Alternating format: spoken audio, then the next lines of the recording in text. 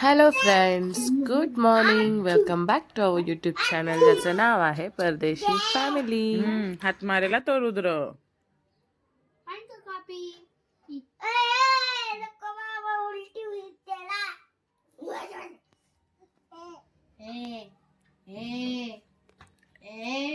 गंडूल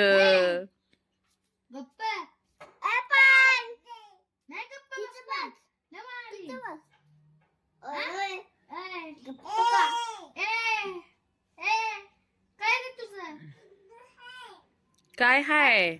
friends, welcome back to my YouTube channel ज्याचं नाव आहे परदेशी फॅमिली. तर आम्ही आता घेतली आहे पार्किंग. आता आम्ही आलोय वरती. आता कारण की होळी आहे. आता माझी मम्मी आणि भाऊ पण येतोय वरती. आणि ना आता इथं तर सकाळ सकाळ मस्तपैकी चहा पाणी झाल्यानंतर आणि फ्रेंड्ससोबत मस्तपैकी गप्पा गोष्टी झाल्यानंतर आम्ही सकाळ सकाळ खाली गेलो. पार्किंग वगैरे धुवून घेतलं. नंतर दिवसाची दिनचर्या पूर्ण केली. या व्हिडिओमध्ये तुम्हाला रुद्र सांगतोय की उद्या होळी आहे म्हणून रिमाइंडर दिलाय त्याने. तर उद्या आपल्याकडे पुरणाची पोळी देखील बनेल. आणि आता आपण आज दिवसभरात काय काय करणार आहोत ते देखील. ह्या पोराला तर ब्लॉग शूट करायचं एवढं वेळ लागलाय की घरामध्ये पसारा आहे की काय ते पण तो बघत नाही. पाणी 10:30 वाजता जातं, त्यामुळे अगोदर खाली जाऊन मी सगळं पार्किंग वगैरे धुवून घेतलं. आंघोळ्या वगैरे उरकल्या घरातल्या सगळ्या नित्य नियमाचा दिनचर्या उरकून स्वयंपाक पाणी उरकून मग आम्ही संध्याकाळी फिरायला गेलो होतो. हा ब्लॉग रुद्रने शूट केला आणि त्यानंतर सगळी कामं उरकल्यानंतर आम्ही गेलो होतो आज पुणेकरांच्या फेवरेट स्पॉटवरती, ज्याला म्हणतात तळ्यातल्या गणपती सारसबागला. Friends, welcome back to my YouTube channel ज्याचं नाव आहे परदेशी फॅमिली. आज आहे रविवार. आम्ही चाललोय सारसबागला. आता आम्ही जाणार आहे सारसबागला. तर इथं मम्मी झाली आहे. कशी वाटते मम्मी? कमेंट मध्ये करून सांगा. माहितीये का? आणि इथं हा भाऊ काय करते बघा. काय रे? तेवढं वल्ल केलंय त्याला तोंड घालावलं असंच करतो सर. कुठं? तुला नाही राहणार.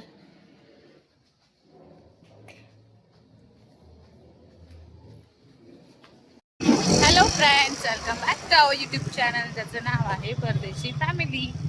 तर आज संडेच्या दिवशी मी आणि माझी पूर्ण फॅमिली आम्ही चौघही चाललेलो आहोत फिरायला.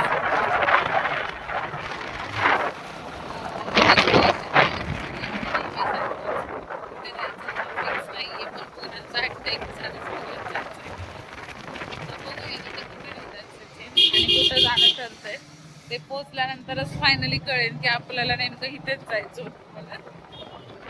अरे हा ब्लॉग मध्ये आमच्यासोबत पण आलेला आहे. मला फक्त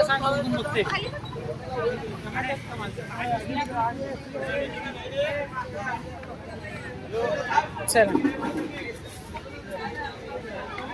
सचिन ह्याला पण पकडा.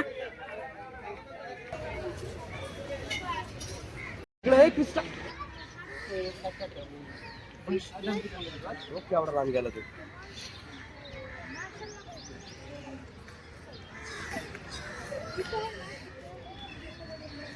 इथंच बसून ते हे झालं होतं, आठवतं ना?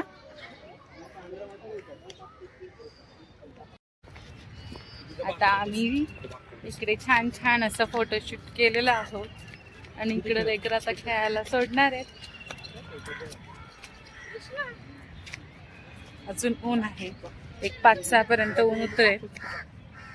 तोपर्यंत आपण थोडेसे फोटोज काढूया. इथे असे छान झाडं आहेत, झाडांची खाली सावली पडलेली आहे. आतमध्ये असं छान गार्डन आहे.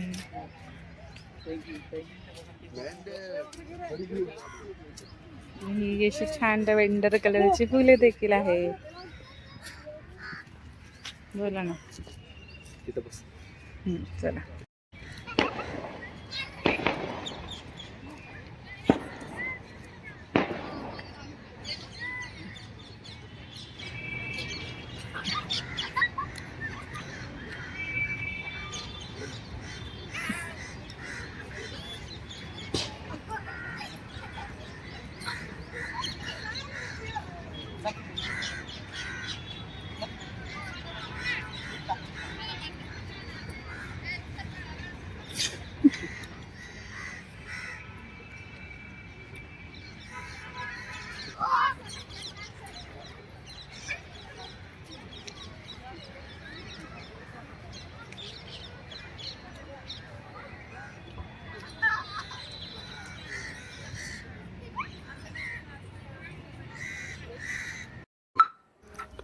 तर सारसबागमध्ये फॅमिली टाईम स्पेंड करून आल्यानंतर मस्तपैकी एन्जॉय करून आल्यानंतर आम्ही गेलो होतो पिझ्झा पॉईंटला. तिथे मस्तपैकी आम्ही पोरांना देखील खाऊ घातलं, आम्ही देखील थोडंफार खाल्लं.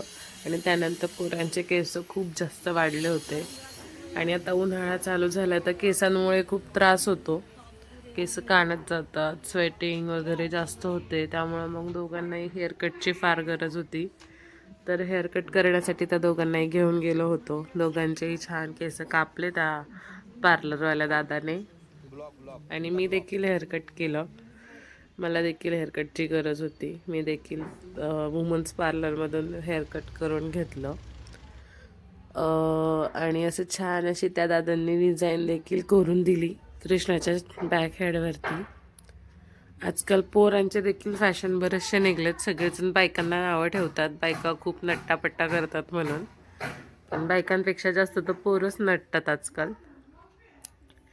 ते रश्मिका आणि देवरकुंदाच्या लग्नामध्ये बघितलं ना, त्यांनी देखील त्या रश्मिकापेक्षा जास्त दागिने तर त्या देवरकुंदाच्या अंगावरती दिसत होते मला.